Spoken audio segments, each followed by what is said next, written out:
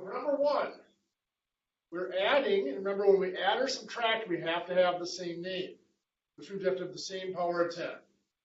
Both of those are 10 to the negative 13th, which means we're okay to add them. So we combine the counts.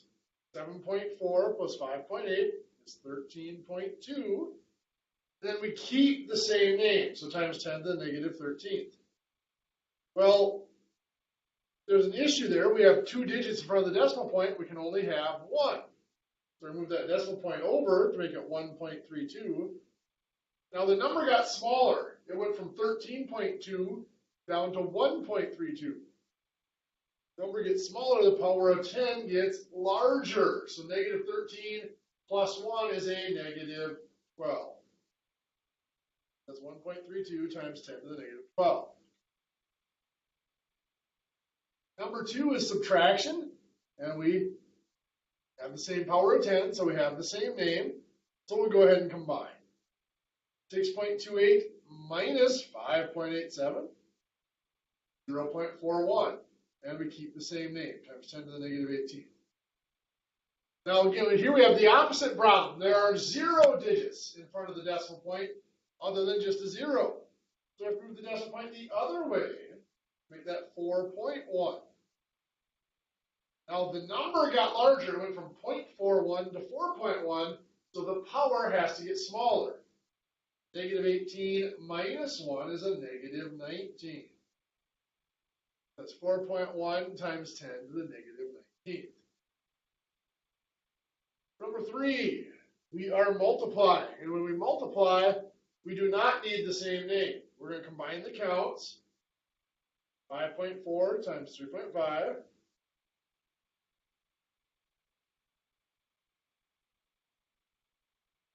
0.9. And then we also combine the names when we multiply. So 10 to the negative 9th times 10 to the 15th. Those are exponents with the same base. They both have a base of 10. So we're going to add the powers. Negative 9 plus 15 is 6. So that's 10 to the 6th. Now we have 2 digits in front of the decimal point, so we have to move it over. That's going to be 1.89. The number got smaller, so the power gets larger. 6 plus 1 is 7. That's 1.89 times 10 to the 7th. For number 4, we divide. We don't need the same name, so we're good there. We're going to combine the counts. 2.89 divided by 3.5. I believe it was 0.85. Let me double check that. 0.89 divided by 3.4 is 0.85. But then we also combine the names. We're going to do 10 to the negative 8 divided by 10 to the 12. When we divide, we have the same base. Those are both a base of 10. So when we divide, we can subtract the powers. Negative 8 minus 12 is the same as negative 8 plus the negative 12. Negative 20. But we're not done yet because we have only the 0 in front of the decimal point. So I have to move our decimal point over. That becomes 8.5 times. Number got larger. It went from 0.85 to 8.5. Power gets smaller. Negative 20 minus 1 is a negative 21. 8.5 times 10 to the negative 20. I go through those because there's a quiz out there for today. I believe it's quiz 6. Posted in Blackboard for today that will be due by the end of class tomorrow.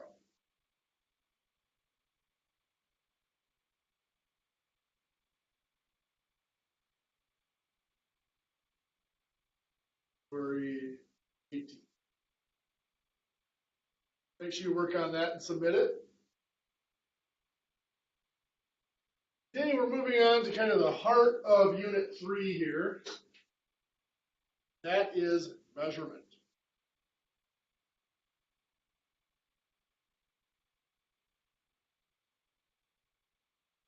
We're talking a little bit about the units of measurement and a little bit about the origin of measurement. And we're going to start by talking about standard measurement. standard measurement is the old measurement. So what's been passed down generation to generation. Talk about how it was never really intended to be used together. There's a bunch of different measurements kind of squished together to make a measuring system. And then we'll talk about metric. Metric measurement was actually planned. It was actually in the late 1800s, developed in Switzerland. Isn't A lot of the problems that we have with our standard measuring system.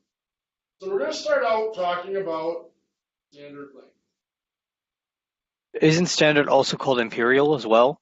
Due to the Well, it was called the English standard, and it was called imperial. England went to the metric system in the late 1980s, early 1990s. They dropped the English from it, the English standard. Imperial was also kind of from the British background, so yeah, it's called the imperial system, but there's a lot of quirks to it that make that name not fit anymore. Okay, let's take a look at our standard measurement. One of the smallest units of length we have is the inch.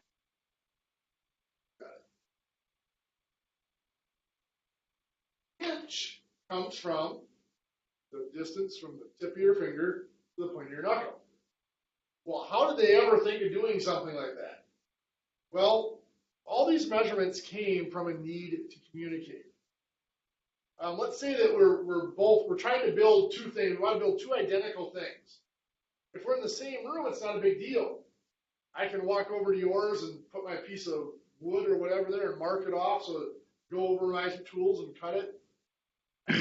Make sure everything's the same size by just comparing. But what if you're down the hall or across town? And I suppose I could cut sticks to the right size and send them to you, but it's hard to describe where they go.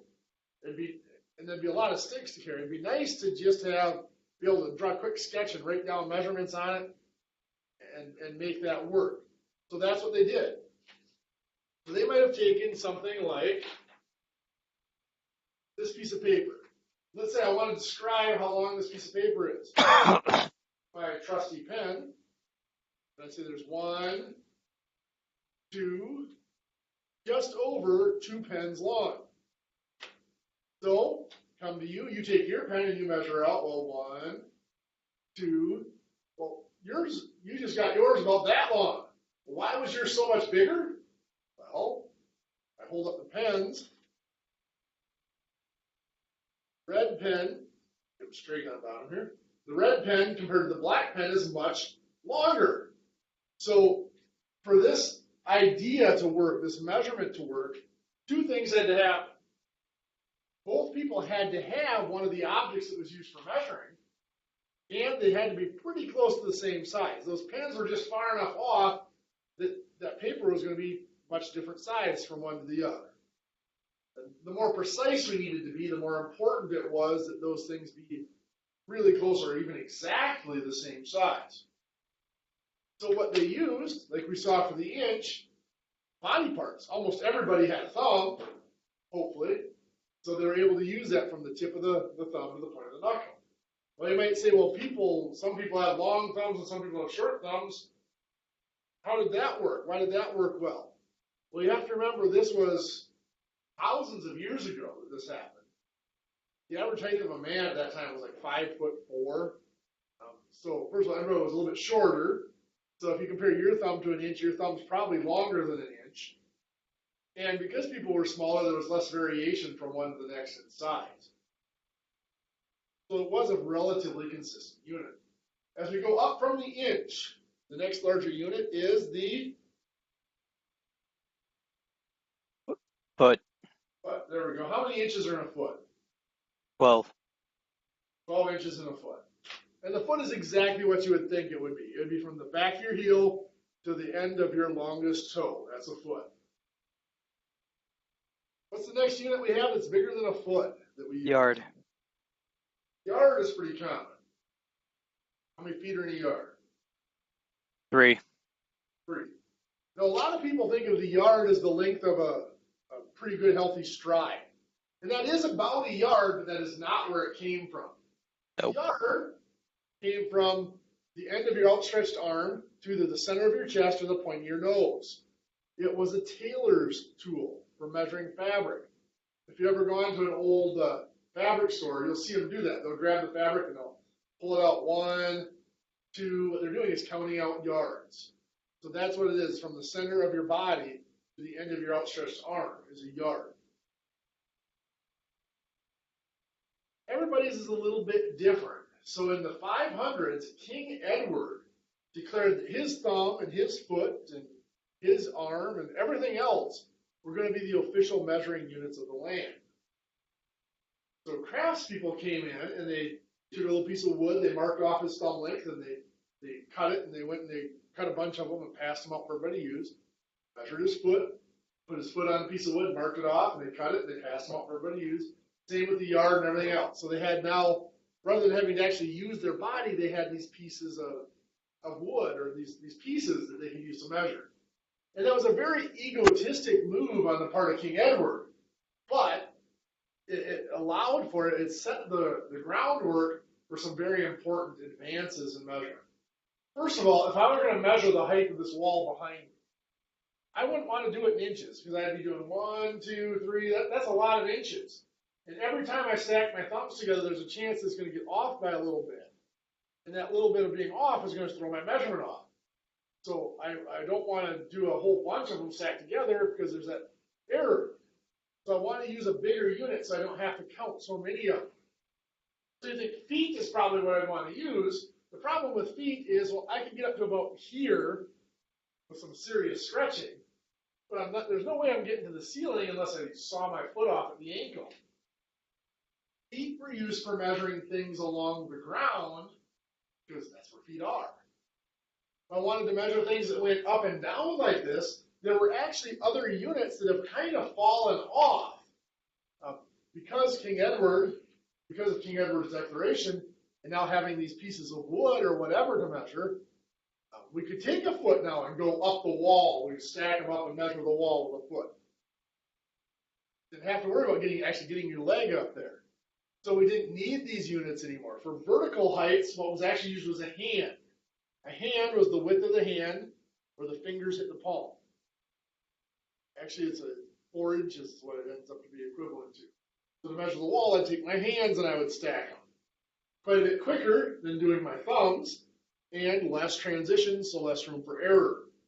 Now, there are some traditional things that still use hands today. Livestock, horses, cows, goats, sheep, are still measured using hands. But for the most part, the unit died off because we don't need it anymore. We can use the foot to go vertical now. We're not actually using a foot, we're using measuring devices. Some other units that died off, one was called the furlong. For construction, well, the furlong is the distance from the tip of your longest finger to the point of your elbow.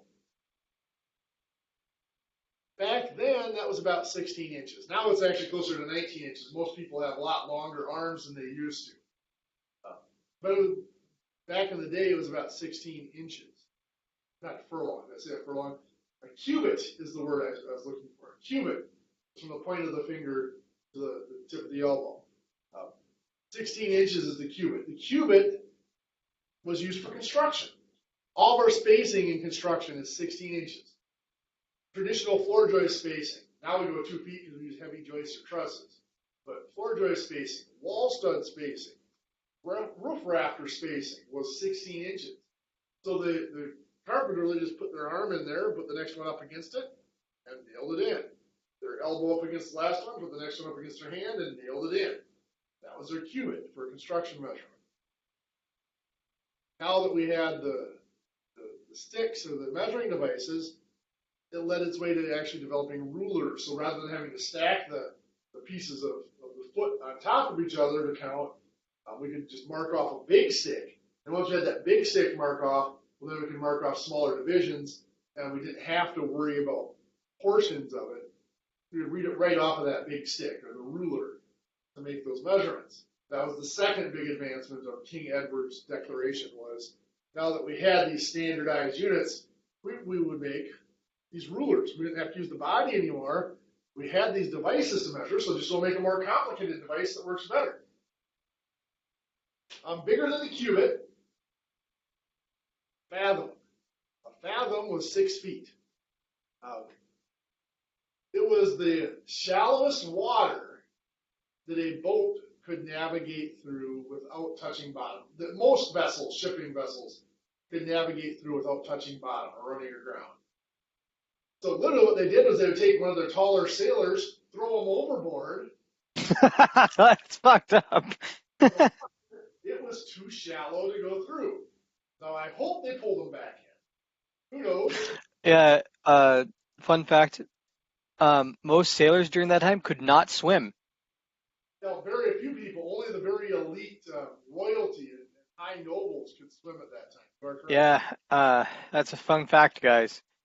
The reason why most sailors could not swim is because the parliament or the rulers at the time did not want their soldiers to jump overboard and survive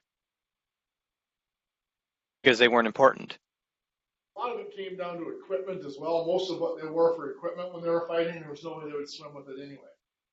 Yep. So going larger than a yard, there is a unit that's a little uncommon that we're going to go talk about. That's a rod. Rod, 5.5, 5.5 yards, or 16.5 or 16.5 feet. The rod was a shepherd's tool. Let's say that Sean and I both have some sheep. Ironically, I actually had to use one to help my neighbor one time. Yeah? Pretend Yeah. it actually looks like a sheep. Or a lamb, whatever you want to call it. So let's say I send my sheep down in the valley to graze, and Sean sends his sheep down in the valley to graze. At the end of the day, we go to get our sheep. And I say, well, I had 12 sheep. Sean says he had 15 sheep. Well, there's only 20 sheep down there. One or both of us is lying. Probably both of us. And of course, this caused some disputes. With cattle and horses, this was settled with branding. So they had a mark that was put on that cow or that horse that could be seen from a distance, so you could tell very quickly who that belonged to. The sheep, it wasn't so easy for a few reasons. One is, of course, the wool grew up pretty thick so that you couldn't see the brand. You'd have to pull the wool back to see the brand anyway, so it wasn't visible from a distance, making it not very handy. Second, sheep's skin was a little more delicate, so it was harder to get a permanent brand on it without doing any real damage. And third, and I don't know why I find this one so amusing, but wool is kind of flammable. I find that I find that fun. I find that funny too. So what was, in order to avoid those, they started dividing up the land. They would come up with a landmark, like we'd find a big rock somewhere. And then I would take, the rod was actually a defensive tool for a shepherd. You had a rod and a staff. The staff was that little hook, like you see little Bo Peep holding. That was for hooking the sheep around the neck so that you could shear the wool or tend to any medical needs. It's also known as a crook. Yes. The rod was a defensive tool used to fight off wild animals that were threatening the herd. You think it's 16.5 feet, your standard ceiling's 8 feet. That's twice the height of your ceiling. That's a pretty big stick. It literally was just a sapling that you cut down and debranched, and that's what they used. Well, think about it. If you're fighting off a wolf with nothing but a stick, you want a little distance between you and him. I'm probably hiding behind the sheep saying, here, take the little one.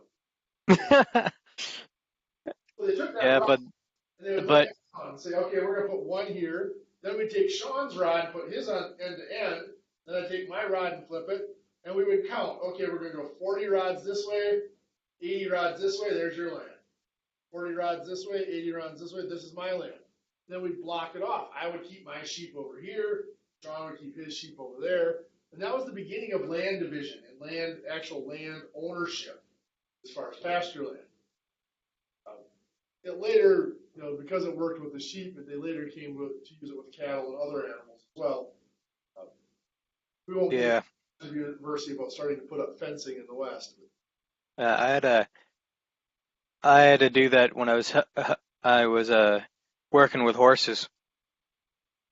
They I were, was I was dividing it into acres. well, sure. It sucked. So now, bigger than a rod, there was a chain. A chain is actually 4 rods. Um, it was just a tool that was used by a surveyor.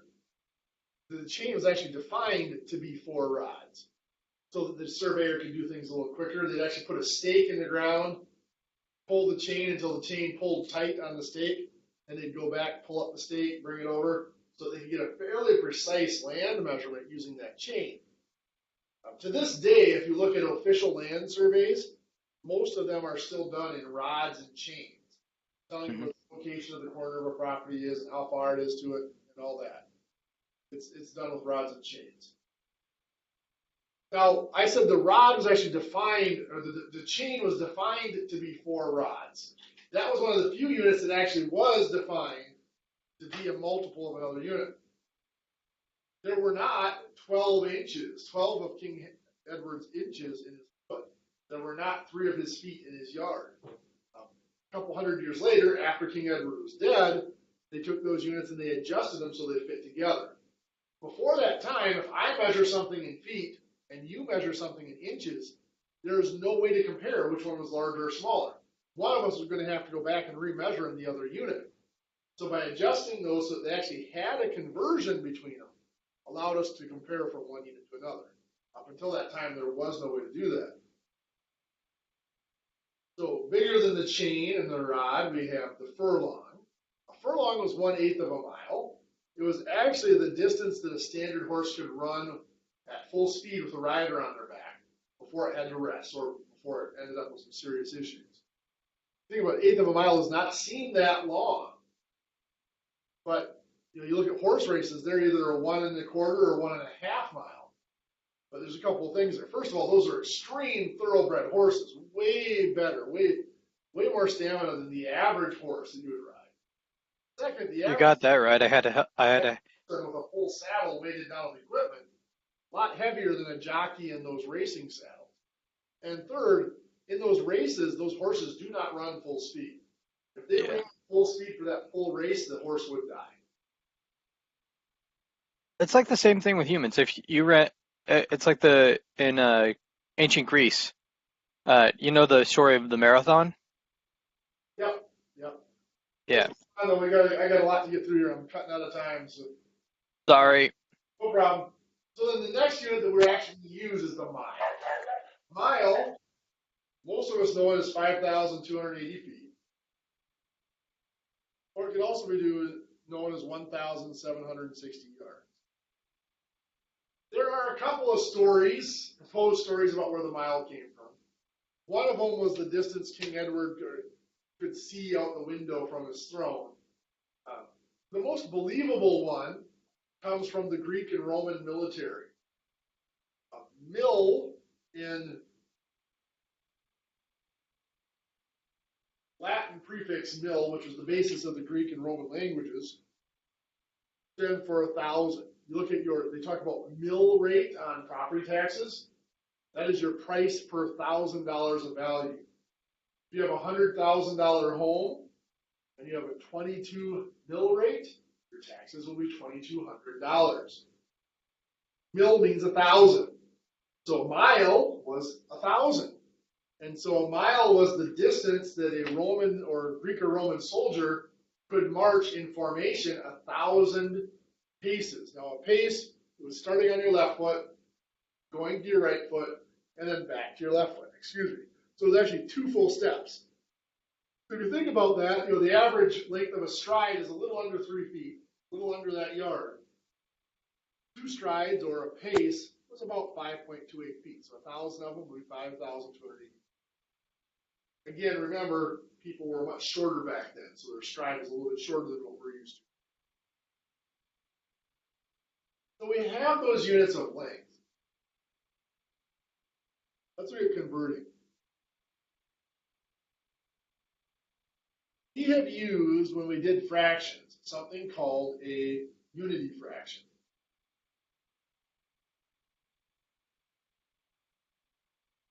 We had something like 3/4. I'd have multiplied by 5 over 5. 3 times 5 is 15, 4 times 5 is 20. And we said this 15/20ths had the exact same value as the 3/4 because 5 over 5 is equal to 1. It's a unity fraction. The numerator equals the denominator. Changes the appearance, but does not change the value. When we're talking about converting measurements, we do the same thing. Now, most of you have worked with measurements enough that you could probably just rattle this off. If I say we have 4 feet and we want to know how many inches that is, that's going to be how many inches. Rattle off, it's 48 inches, right? But if we didn't know that, we could use that unity fraction to convert. I take my 4 feet and I make it a fraction by just putting it over 1. Now, to convert it, I'm going to use a unity fraction or conversion factor. There's feet here, so to get rid of feet, I'm going to put feet on bottom so that the feet will cross cancel out. I'm converting to inches, so my relationship I know is 1 foot equals 12 inches. Now you might be looking at this saying, wait a second, I thought you said the numerator equals the denominator. Those look different. You got 12 and 1, but you have to include the units. 12 inches is equal to 1 foot. So the numerator here does equal the denominator. It just looks a little different. So we go ahead and we do our multiplication. The feet do cancel out here. 4 times 12 inches is 48 inches. On bottom, we got 1 times 1 is 1. 48 inches over 1 is just 48 inches.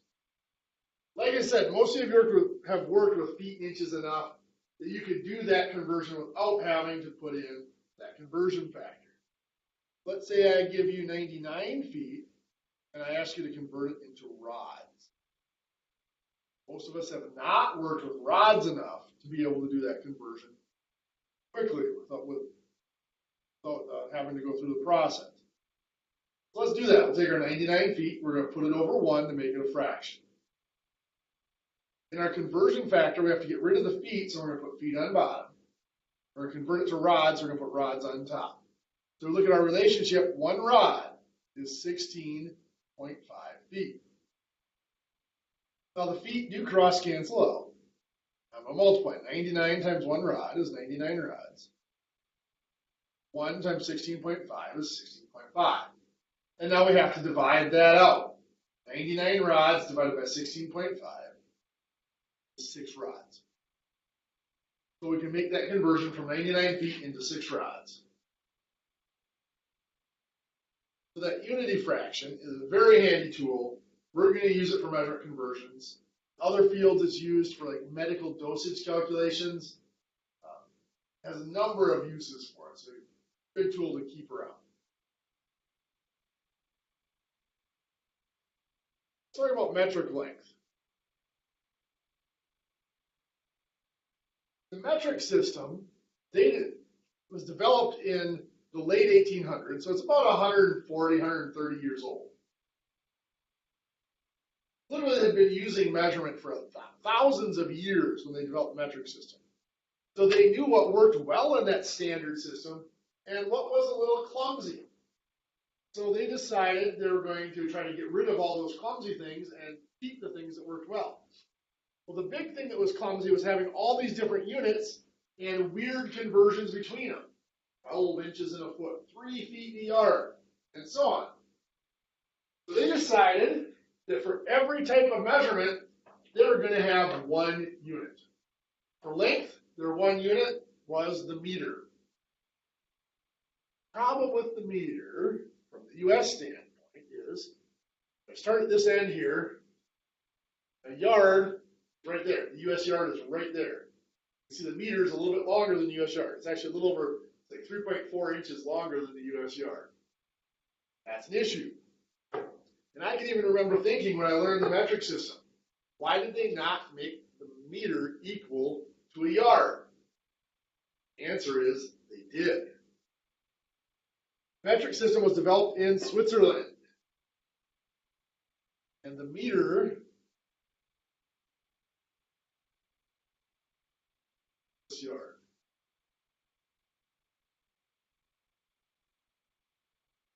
Remember we talked about King Edward saying his thumb and his foot were going to be the official measurements of the land? Well, he wasn't the only ruler that had that idea. Other rulers in different regions made the same declarations. So the standard system from one country, one region in the country even to the next, not the same. It was not standard. So there was different units from one country to another. The Swiss ruler that made that declaration had much longer arms than King Edward, and so their yard was larger. You might say, well, that's silly. Why did they not use the U.S. yard? We're a world power. Well, quick little free history lesson. The U.S. did not become a world power, did not come on the world scene at all until the 1917 or so in World War I. Even then was not really considered a power until World War II in the 1940s was when we were really considered a world power. Did not become the world trade standard until the early 1960s when the British pound was released and they took over the US dollar as the world trade standard. So the moral of the story is in the 1880s and 1890s, the US was not a world power. Nobody really cared about the US. Yeah, they used the Swiss. Swiss was a more powerful country. Switzerland was a more powerful country than the US at that time. They used the Swiss yard. So that is the meter is the one unit that is used for measuring length. They want to measure something that's a lot smaller or a lot larger, they use prefixes. So the meter is abbreviated with the letter M. To measure things that are smaller, they might have a deci. The prefix deci means 1/10. So a decimeter is abbreviated dm. That was a tenth of a meter, about that long. Centi, 1/100th. Cm is the abbreviation of centimeter, a hundredth of a meter, about that long. Milli. Mil, remember we said stood for 1,000. Milli is 1,000th. Mm is a millimeter, or 1,000th of a meter, is about that long, fairly small. After that, they didn't go every 10. They skipped the 10,000 and 100,000. They went to a billionth. Micro. The abbreviations that they already used M for milli, like this. That letter there is the Greek letter mu. Right, larger up here. It looks kind of like a P with an open top or a U with a long front tail. Because they didn't want to reuse the M again for micro. Keep going smaller, 1/billionth was nano. You used to hear a lot a few years ago about nanotechnology. The craze has kind of faded a bit, but it's still in process and development. Just things that were really small. A nanometer is about the size of a single atom. So when they talk about nanotechnology or nanoscience, they're talking about things that are the size of an atom. They wanted stuff longer than a meter. They had deca. Now, D was used for deci, so they used DA, deca, so DAM was a decameter. Hecto, deca was 10, hecto was 100. So HM was a hectometer, which was 100 meters. Then kilo, 1,000. Kilometer, KM was 1,000 meters. And then once again, they skipped 10,000 and 100,000, went to a million. Million was mega. Now you notice I spelled mega with a capital M because the abbreviation was a capital M. Little m was used for milli, they used capital M for mega. A billion would be giga, a trillion would be tera. You might notice some of those abbreviations is your computer memory. Bytes, kilobytes, megabytes, terabytes, gigabytes, terabytes, and so on. They discovered that these units were a little bit excessive. So in most cases, the units to get used are the standard unit, the meter, 1,000th of the milli, and the kilo. I almost never see hecto or deca used for measuring anything. Centimeter caught on in the United States because it was the closest thing to an inch. And so for links, at least, they use centi because it's close to that inch, and people were comfortable with it, so they've used deci for meters. I've never seen it used. The only place I've ever seen deci commonly used is in the capacity units for medical testing. Now, if you go in and you have your cholesterol check and it comes back as 120, that is 120 milligrams of triglycerides or cholesterol per deciliter of blood. So for the most part, they use those three main units, the main unit and the milli and the kilo. That was what got used. Now the nice thing about the metric system is from one unit to the next, it's always chopped into 10 pieces. So if I move from one unit to the next, I'm either multiplying by 10 or dividing by 10. If I have 320 centimeters and I'm converting that to meters, I'm going from centimeters to meters. So I just look at my chart. I'm going from centimeters to meters. That's 2 spots to the left. Since each of those spots is dividing by 10, I'm just moving my decimal point. 1 spot for each division by 10, or 1 spot the other way for each multiplication by 10. In other words, each spot on the chart becomes 1 decimal place. So to get from centi meters, I have to go 2 spots to the left. I go to my decimal point. Well, there's none written, so I start at the end of the number, and I go 2 spots to the left. 3,200 centimeters, is 32 meters. I might have 2.4 meters. From meters to millimeters, I have to start at meters. I go 1, 2, 3 spots to the right. I take my decimal point here. I go 1 and have to add zeros. Right. 2,400 millimeters. So you can see the conversions in the metric system were much simpler because everything was chopped into 10 pieces. So from one unit to the next, we're either multiplying by 10 or dividing by 10. So it was just moving the decimal point. We didn't have to use conversion factors or unity fractions like that to make changes. You have to memorize and remember all these different units and the conversion numbers between them.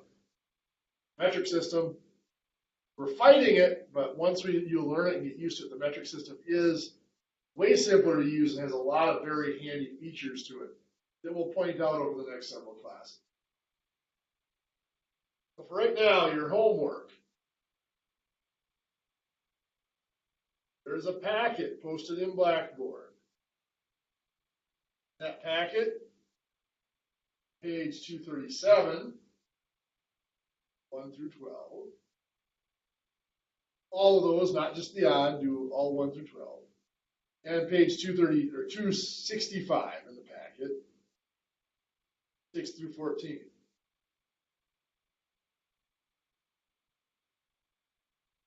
Hang on to this packet because we're going to be doing homework out of it over the next several days. So we will be finishing it up before we're done. So for right now, we've got about 8 minutes left. So I'll let you have that time to get started on homework if you wish. I'll be on the network here to answer any questions. Otherwise, that is all.